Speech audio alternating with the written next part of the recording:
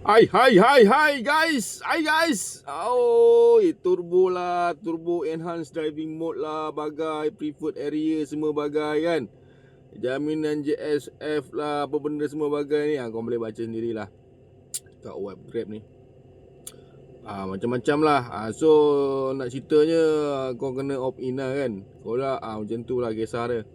Untuk menyertai turbo, anda perlu opt-in struktur pendapatan rakam madu ditambah baik. Klik butang di bawah untuk memilih jika anda belum berbuat demikian. Opt-in, ia akan memberi masa 24 jam. Minimal 7 hari, bla bla bla bla bla bla.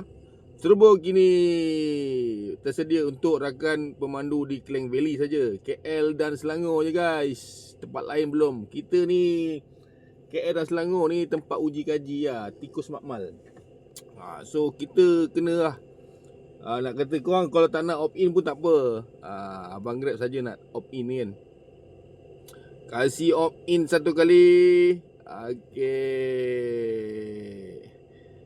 Opt-in lah. Gitu guys. Apa boleh buat, kita try lah. Itu hari kena opt-in, tak nak opt-in. Ni dah kena paksa.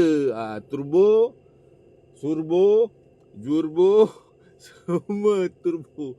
Semua kita nak try guys. Try lah. Tengok confirm. Kasih confirm satu kali.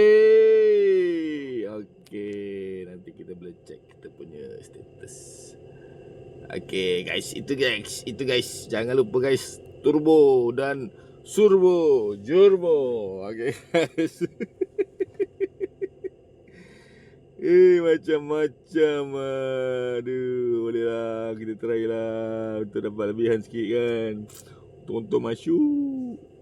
Tapi itulah, macam-macam setiap 6 bulan, 5 bulan, 6 bulan ada je dia buat update. Dekat Grab ni memang macam ni guys. Daripada dulu sampai lah sekarang, sentiasa je berubah. Dia tak akan kekal. Kau rasa short dengan manual accept, tak apa, dia tukar. Tak ada lagi manual accept. Itu dia tukar lagi. Sampai kau rasa macam nak gantung kunci guys.